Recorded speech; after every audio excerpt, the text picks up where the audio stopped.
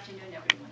Sorry I missed part of your introductions, but as I was taking notes, I hear the word being active, being happy, accepting aging, eat well, diet, eat healthy food, exercise, so that mentally and physically fit, all made up what you define as aging well.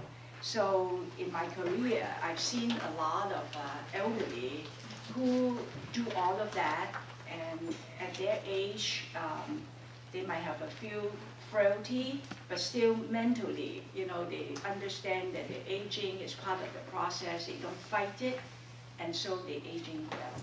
But what I would like to ask some question is, I hear some of you said my great-grandmother, 106, my dad, 70, and some of you mentioned 65. So in your mind, what is aging to you? What age do you regard as aging? Anyone want to just throw out some numbers?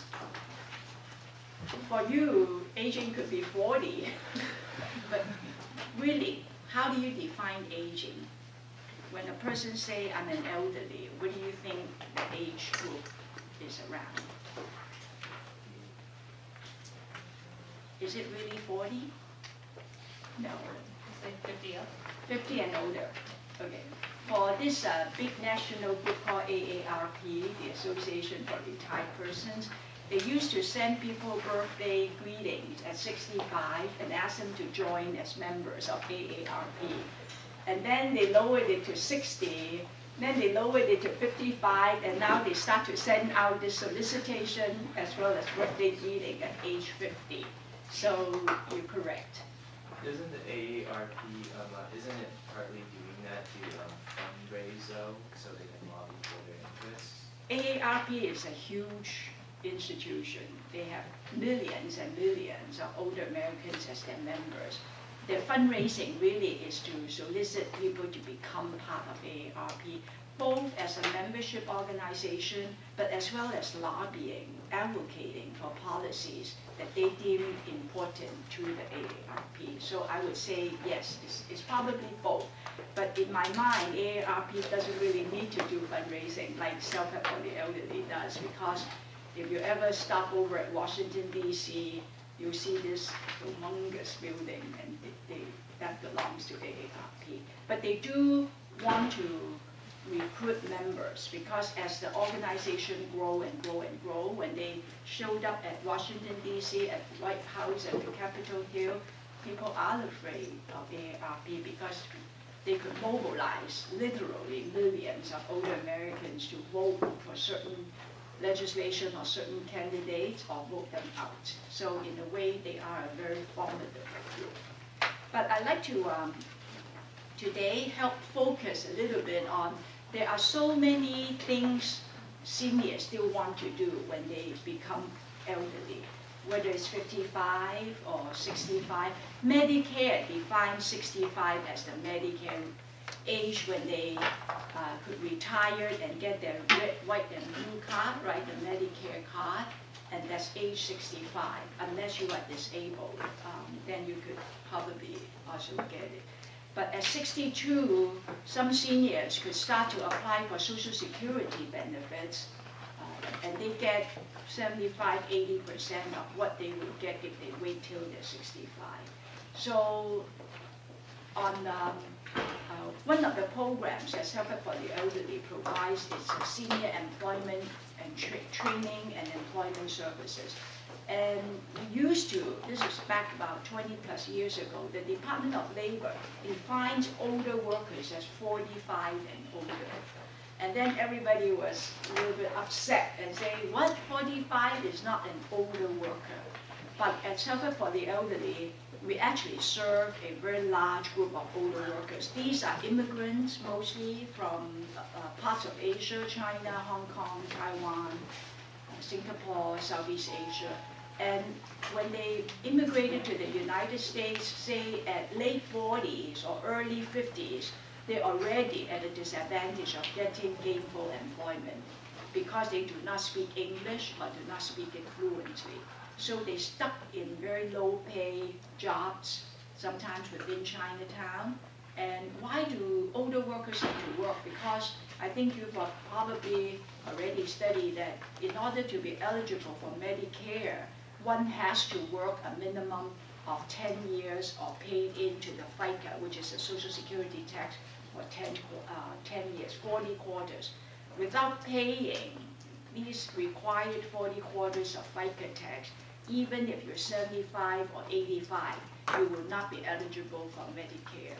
And to a lot of immigrants, you know, the Medicare insurance is utmost important for them, because if they get sick or get hospitalized, even if they have, let's say, $100,000 saved up, a extended stay in the hospital could easily eat up one's whole savings. So to be provided insurance through a national Medicare program is very important. I hope that whenever you read up on the ACA, the Affordable Care Act, that you will not just skip the article over saying that I'm very young, I'm invisible, I never get sick, so I don't need health care and I don't need Comfort California. Because the whole reason why President Obama wanted ACA was because there were over 30 million Americans that were uninsured.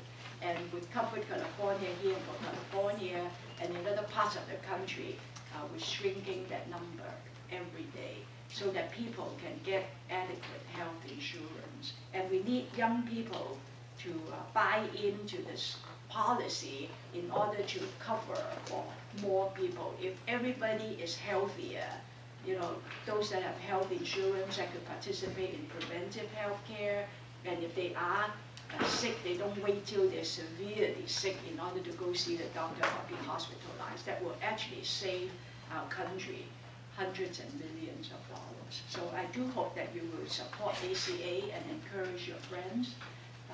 When you're old enough to get your own insurance, I hope you won't stay away and say, I'm going to wait. You know, do not wait. Sign up for health insurance right away. So building a continuum of elder care services in the Bay Area, I'm going to identify or ask you to envision how do you identify needs in the community that seniors need in order to age well.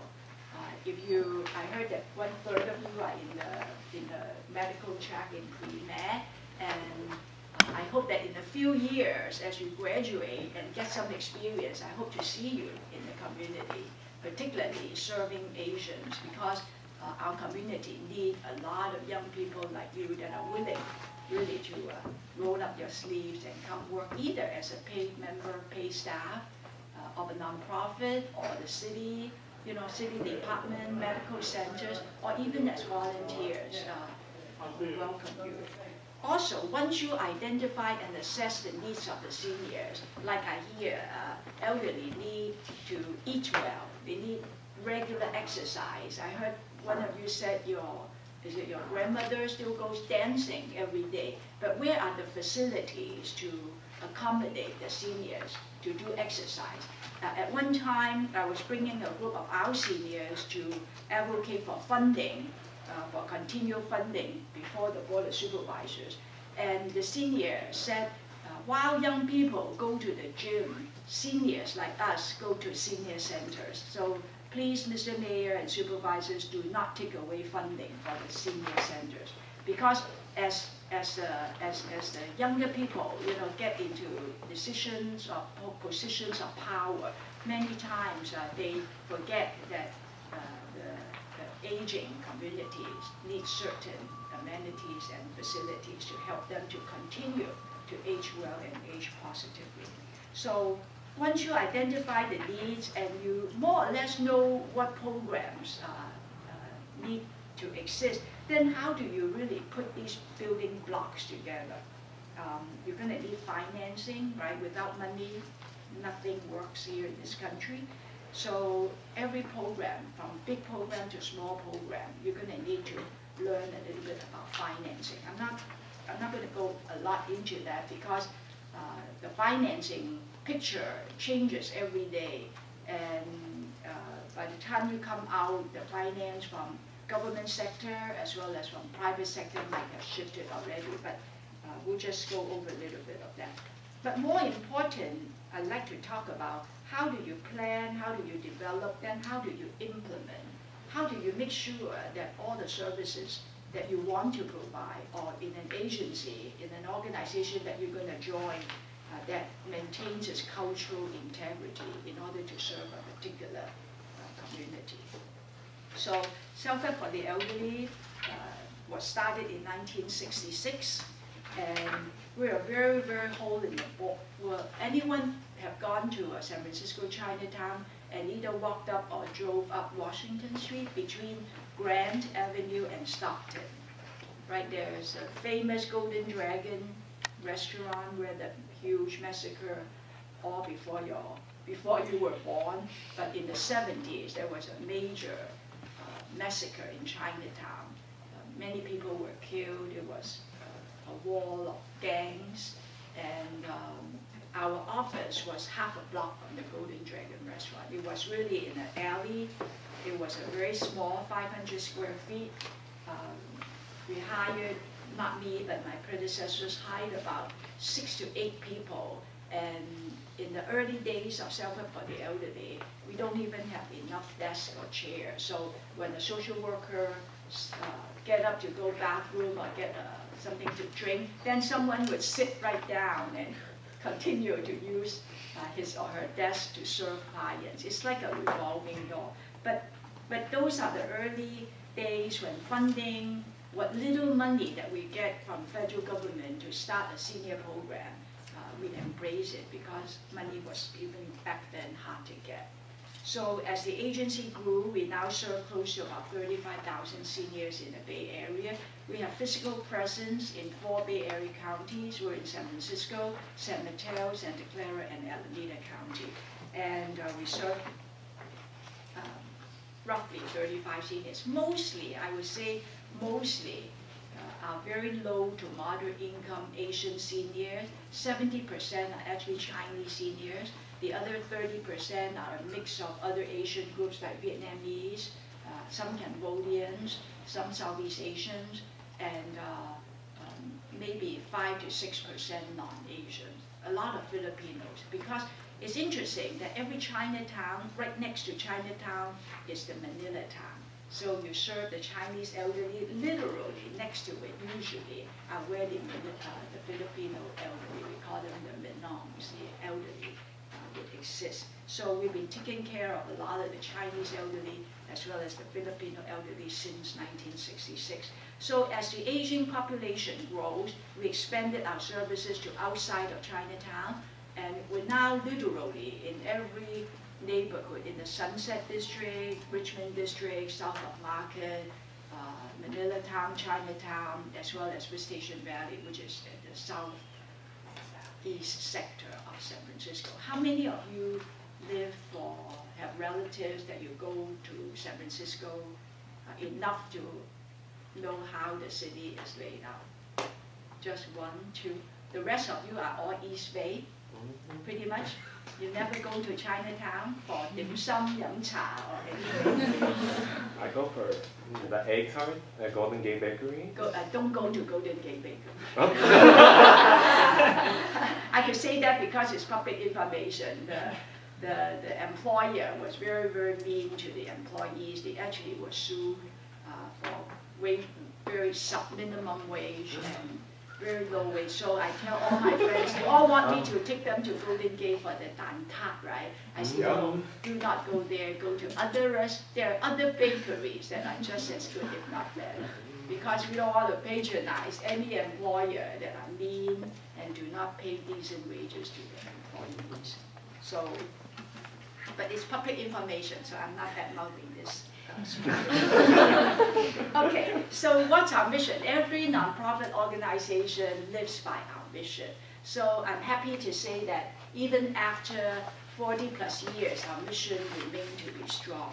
So we're here to promote the independence, dignity, and self-worth of seniors.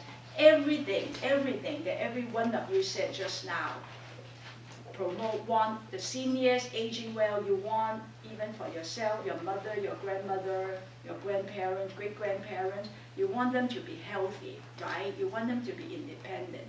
I'm sure they want independence for themselves too.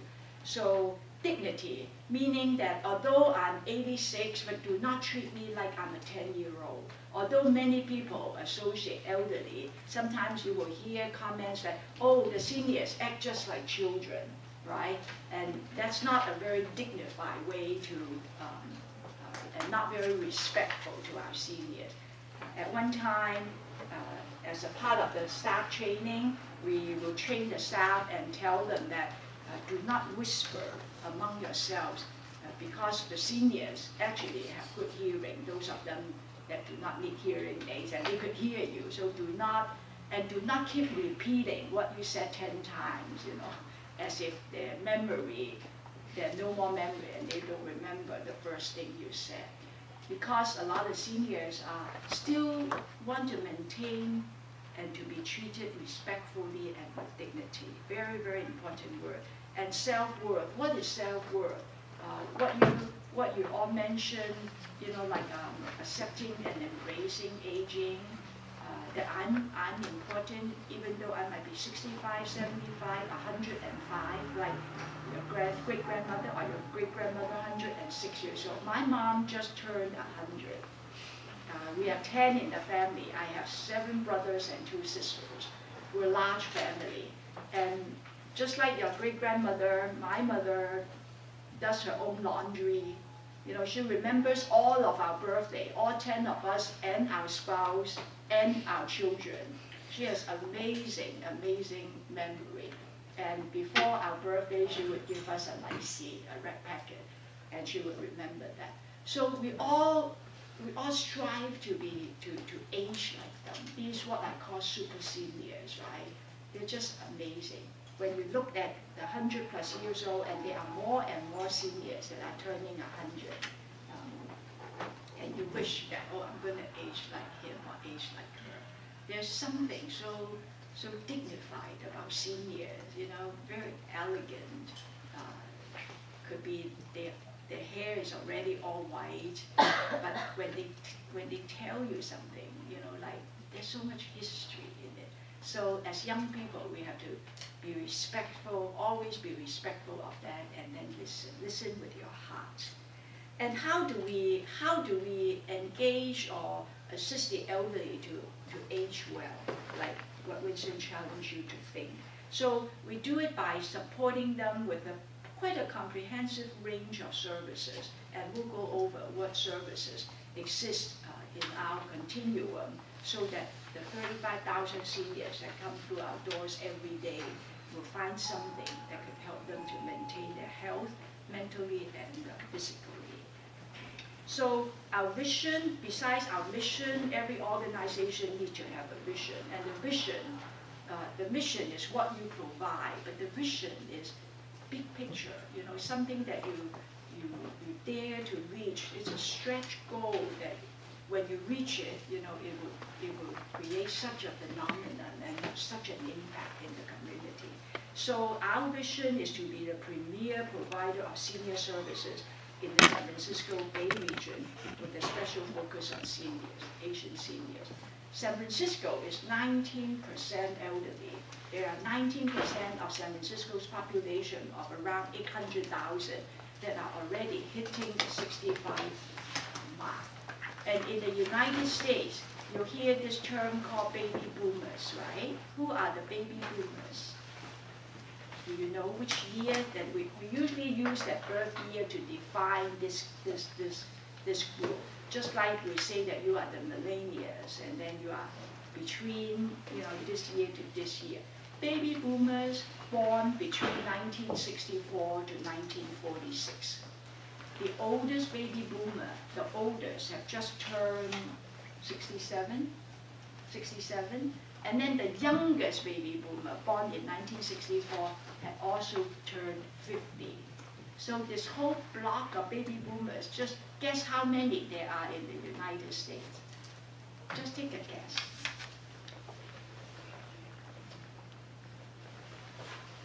Anyone? I have gifts. Prizes, I should say. Yeah. How many millions of baby boomers in the United States? Actually, Anyone want to guess? I think that whatever number you have times 100 times. So whatever number you have, what number do you have in mind? Okay, so there are 78 million baby boomers. That's the number. And every day, 10,000 baby boomers are turning 65.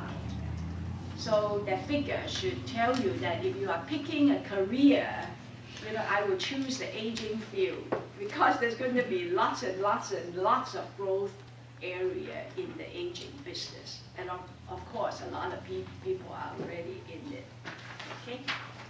So when you consider factors to put together, as I said, this continuum of elder care services, we always look first to public funding because United States is one of those countries that passed the Older Americans Act in the 60s, just like they passed the Social Security Act in the 65, to allow the elderly to age well, retire with some minimum financial benefits, and also for those that are more underprivileged or disadvantaged.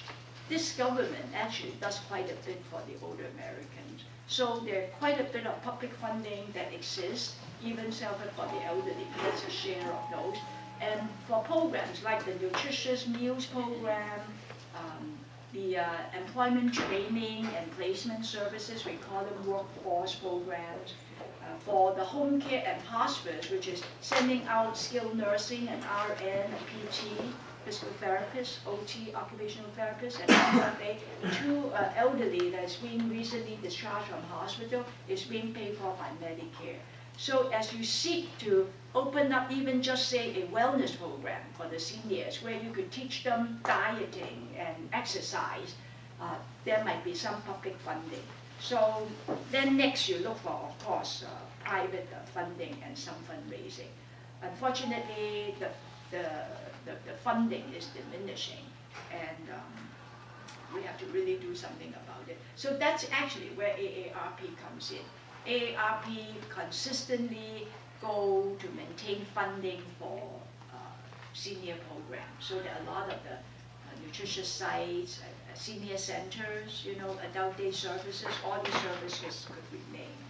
But before you put actually the program together, we always encourage staff to hold some small focus group. Check it out, get some feedback from the consumers. If you're going in, let's say, to the Berkeley Chinese community, and you know that there are about 3,000 seniors that needed some social activities, nutritious food, and also some medical information. So check off with them as to what you think they need. So making sure you're all on the same page.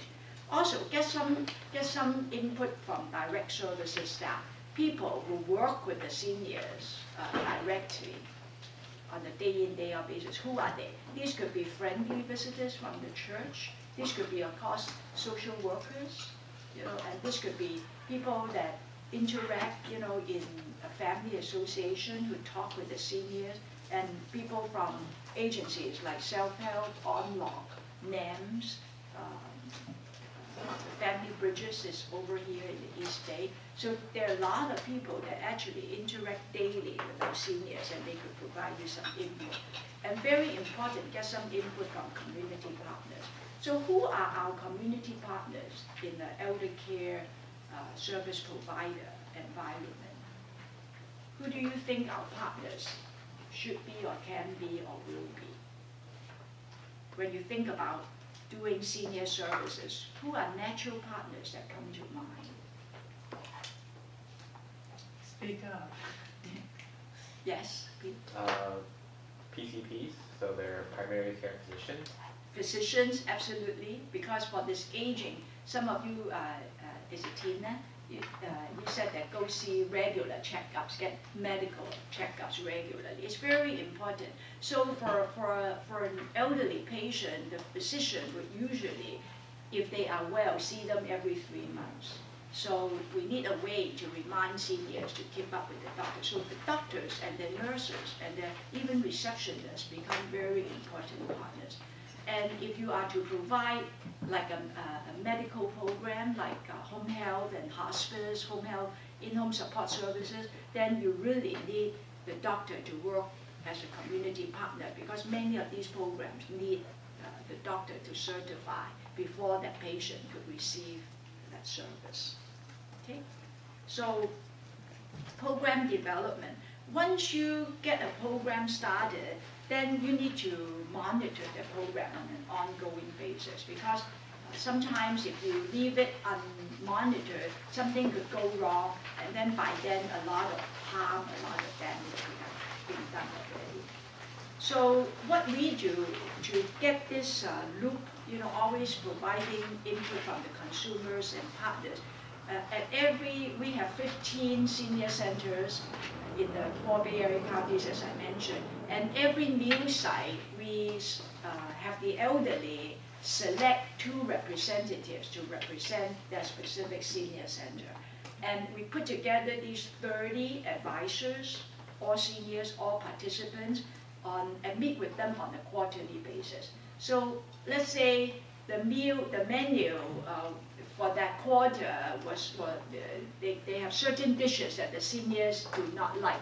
Then these 2 advisory council members will be able to bring it up, and then our staff, our nutritionist, our dietitian, they will meet with the advisory council, gather up their input, and then modify the menu accordingly.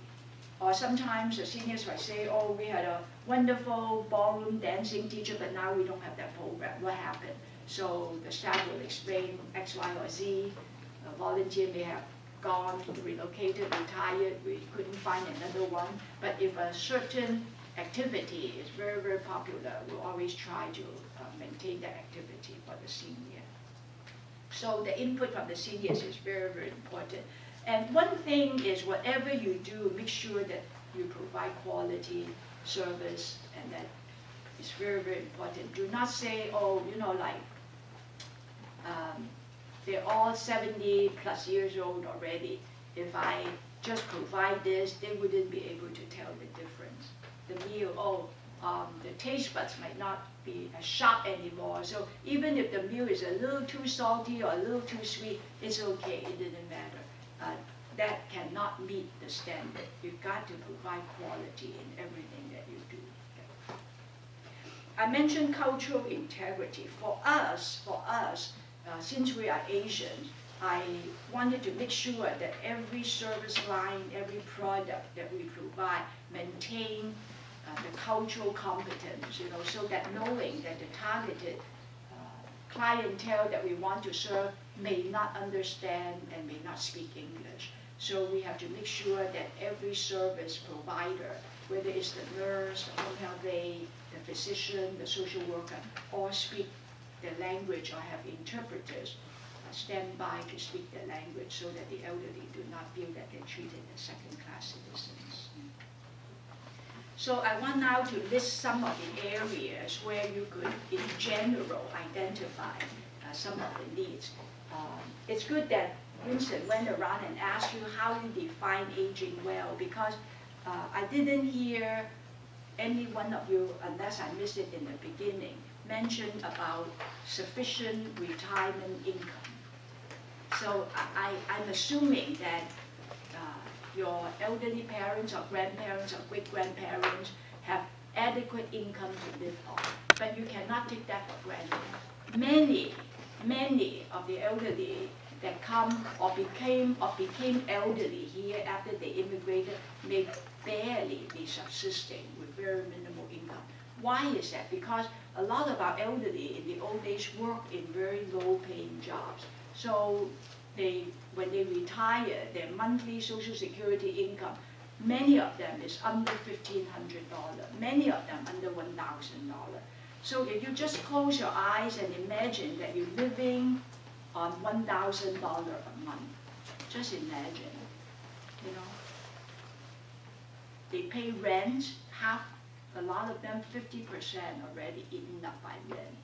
And you get $500 left to buy food for 30 days, buy all your necessities, clothing.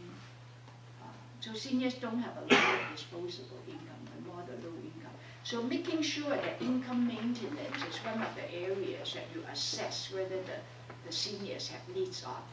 Is this community have sufficient income? Because again, the Older Americans Act and the Social Security allows for the very poor elderly to apply for what we call SSI, the supplemental security income, which is like a supplement to very small Social Security that they receive. Or if they have assets, which is savings less than $2,000 each person, then they're eligible for roughly about $900 a month SSI. Still, it's very, very little, but it helps. I have run into elderly that work their whole lives. This one that I have in mind was a waitress from her whole life. So when she retires, she really only have about $650 Social Security. So I said, Marie, we could help you get SSI to supplement. You know, you get about $300 from SSI, so together you maintain at least a $960 a month income. But Marie would look at me and say, no, you know, I work 40, 50 years, and I'm not going to be receiving welfare when I get old. So she refused, but she had, of course, some savings, and she had a couple of children that helped her. So she moved into senior housing, kind of a cut down on her housing costs, and then with her little bit of the savings, she lived, I think, anywhere between $1,100 to $1,200 a month. It's still a stretch, and she had to use her money wisely. But when you talk to her, so I go back to our mission statement of providing dignity. So you don't kind of force the elderly to do whatever that they do not want to do. So income maintenance is actually a big part. So we started the employment program because we want to make sure that for older workers, they fulfill the 40 quarters of FICA in order to be eligible for Social Security and Medicare. So at 55, we provide vocational training and then make sure we find jobs for them, and then they work for 10 years, and then they get Social Security when they get old. So that's all part of the whole self-sufficiency mission. Housing is a top concern. In every elderly setting, if you walked up to a group of seniors and asked them, what's the top priority, what's your top concern, I guarantee you housing will be the top 3 that they mention. If an elderly go live in a decent and safe and an affordable housing environment, their health improves, their outlook to life improves. They become very, very positive. But if the elderly lived in a single room, SRO, right, single resident room, which is a room just like 8 by 8, and no kitchen, no bathroom, these are those very low and substandard housing in Chinatown and north and south of Market, Tenderloin and south of Market, but most of these buildings are in San Francisco, Chinatown. So housing becomes a key factor. And in lots of cities, we talk about building affordable housing. So Self-Help built 2 affordable housing projects, one in San Francisco, Chinatown, and one in Alameda County in the Diamond Laurel District. And once you provide a roof over the head, they only pay 30% of the income that's rent, and then you have a whole kind of a supportive staff to take care of the seniors around the clock, then really our experience is after our residents moved into the Lady Shore, their blood pressure went down, you know, their no more heart palpitation. Used to they are very isolated, but now they come out and enjoy a lot of group socialization, group activities, and it's really good for them. So Mayor Lee promised to build 30,000 units of affordable housing in San Francisco because the crunch is so big. And at Lady Shore, we've opened our project over 20 years ago in 1990. Still, we have about 2,000 people on the waiting list after 20 some years because it's so hard to get into any sort of affordable housing now. So health is a big area. even if the elderly do everything right, eat well, exercise, have positive outlook, stay active, still the health could be on a steadily decline. And there's a lot of things that we have to make sure that we could support them with. For example, suddenly when they turn 65, 70, the onset of diabetes becomes such a shocking phenomena that a lot of seniors were so depressed when they were diagnosed with diabetes because they were healthy the whole life, but suddenly as they age, there are certain things that creeped up on them and they just do not like that. So of course doing preventive health programs is so important, teaching them to eat well at 40, at 50, instead of at 70 and at 80. It's really important. So at every senior center, we do health education workshops, as well as we have Stanford University started this program called CDSMP, Chronic Disease Self-Management Program. So over 6 classes, elderly are taught how to manage their chronic conditions like hypertension, diabetes, arthritis, and how they're taught how to cook well even if they live by themselves. It's a very, very useful kind of evidence-based program that you probably will learn about if you come out to this field. Nutrition is very important. A lot of the seniors, when their spouse passed away, they start to not eat well. They say, oh, I'm only cooking for myself. I don't want to cook for myself, so I just eat some noodles or bread or anything. In our senior center, we serve quite a generous portion because we know that for a lot of our seniors, they eat half and then they take the other half home for dinner instead of cooking. Particularly if you live in an SRO building, they have no kitchen and you need to fight to use the kitchen with 30 other tenants on the same floor. So a lot of the seniors actually do not have good nutrition. And the case management, another term, care coordination and counseling are very, very key to keeping a holistic approach to elder care. And don't forget recreation. We gotta have some fun for the seniors, right? Gotta make them laugh, gotta make them happy, so that they look forward to coming out to a senior center or to family gathering. The biggest, our biggest enemy in our work is social isolation. It's not lack of money, it's not lack of sometimes even food, they're all very important.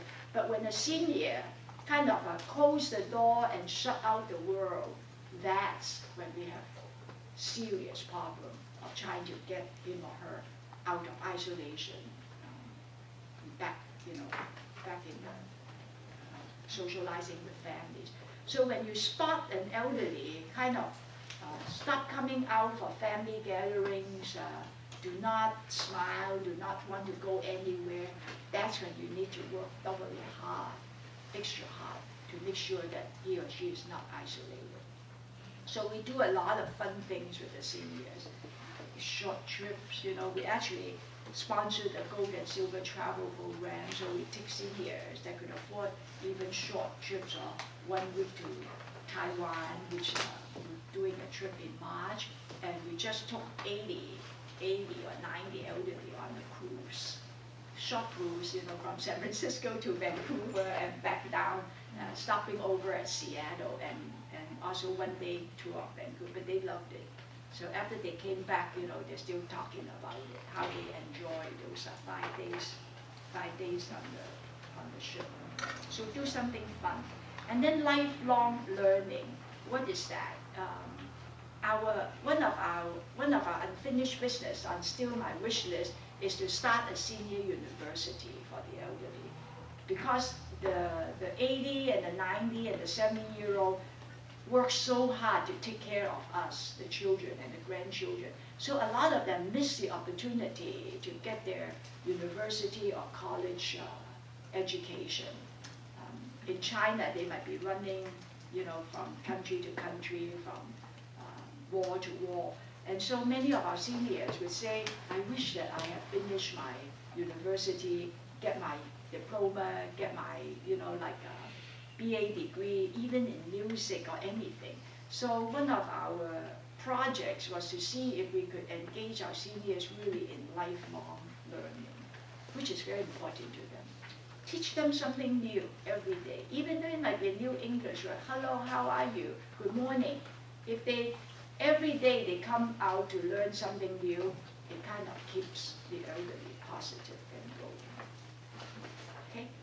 So I now go to page 10, and how do we take all those areas of income maintenance and turning them into program? So we created a case management and social service unit where the social workers do a lot of information referral. I talked about that already, right? Public sector, private sector financing. I think it's the next page. So social service and case management is core, I think it's very core to an ethnic minority elderly environment, because that's where they trust you enough to ask you questions to help them. Now seniors are very proud. Sometimes they don't want to tell you that they're hurting, or they're suffering, or that children abandon them, or the children are abusing them, or the children take all their money and kick them out of their own house. All this actually have happened, so they are real stories. So for the social workers, they're able to kind of really share their happy events as well as sad events. Very, very important. So another project idea would be the congregate meals and the home delivered meals where you serve nutritious meals. So making sure even if the senior doesn't cook, that they get one full meal that meet up with all of the nutritional ingredients for that day. And if they are handicapped or frail and could no longer come out to a senior center, then we make sure that we do home delivered meals. Another term is the Meals on Wheels. So we all kind of do that too. And in the senior activity centers, you could hold 30 or even 40 different types of hobby and interest areas. Teach them Japanese, teach them Spanish. So in our San Mateo Center, we really have about 33 different types of hobby and interest classes that they could join. The fun thing is on, I forgot which day, in the morning they have Peking opera, and in the afternoon they have Cantonese opera. Luckily, we were located in Central Park and no neighbors complained because they could be very loud. But for the seniors, for those 3-4 hours that they spend singing, you know, they love it. Also karaoke, I don't know whoever that invented this machine, the seniors love to sing. So here I will be walking into a senior center and say, who is that screaming and screeching? And I laugh, and there's always 1 or 2 seniors who always lined up first to be in the line to do the karaoke, and we have fun listening to them.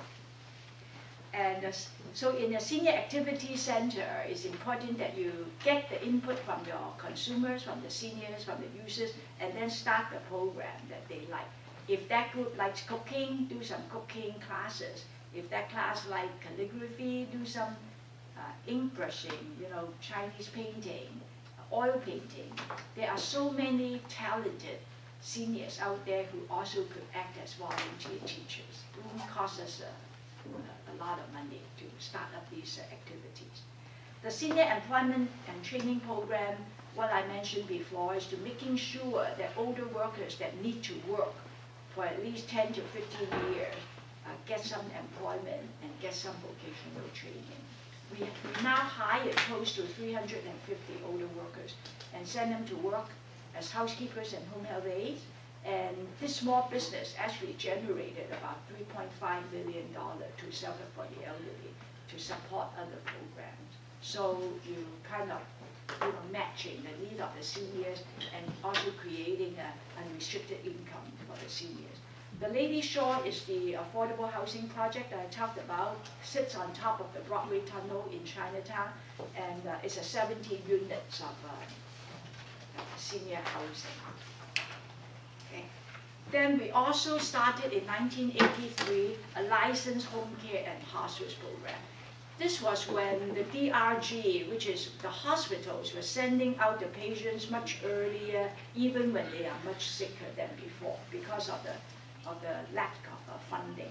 So licensed home care would send a team of a registered nurse or therapist or home health aide to help the patient rehab in about 6 to 8 weeks. It's an intermittent short-term program and supported 100% by Medicare, so the patient doesn't have to pay any out-of-pocket costs.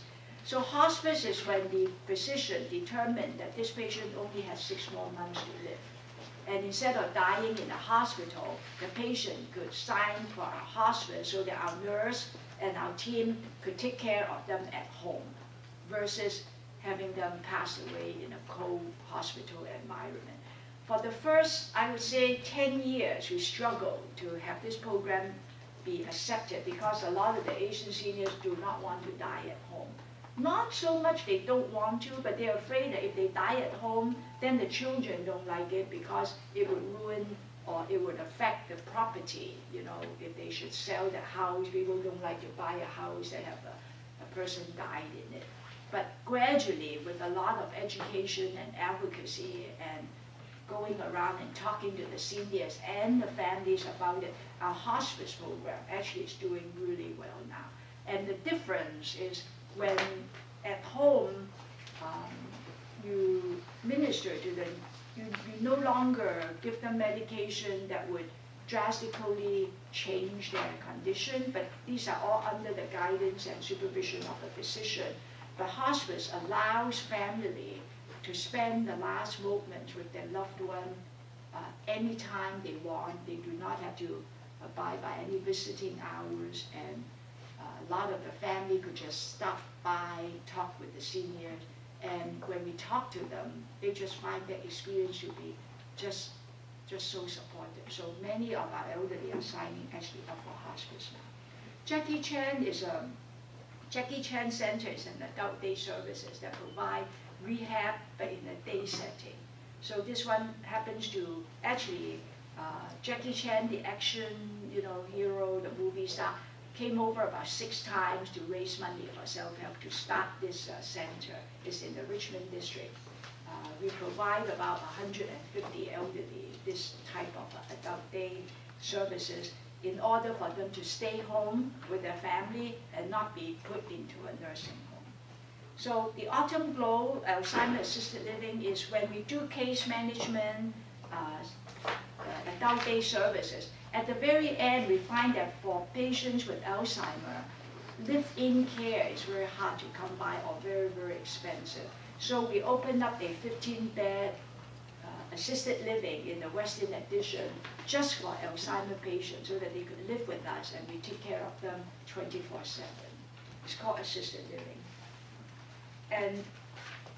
And then we also do a lot of language access, knowing that our targeted clientele are those that do not speak English, so they do not know how to navigate really and get city or county services. Even though they exist, but when you don't speak English, you really can access.